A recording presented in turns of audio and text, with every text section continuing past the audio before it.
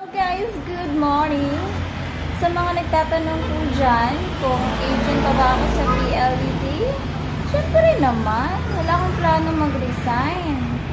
Wala man akong pinirmahang kontrata sa PLDT pero wala rin akong plano mag-resign bilang freelancer. Kaya guys, kung gusto niyo mag-apply ng PLDT, kontakin niyo lang ako. Hindi ako magre-resign. Promise. Yun lang, nakakatimi lang. Pinagkikismilan siguro ako nila. Okay, isa ikagaganda ko ha.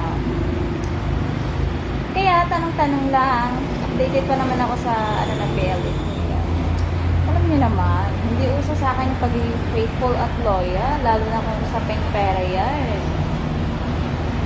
Diba?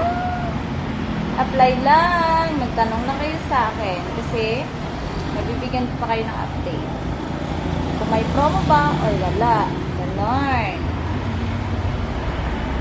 Yun lang guys. Inquire lang kayo sa akin. Tanong lang kayo ha. Basta wala akong plano mag-resign. Sinasabi ko yan sa inyo. Wala talaga.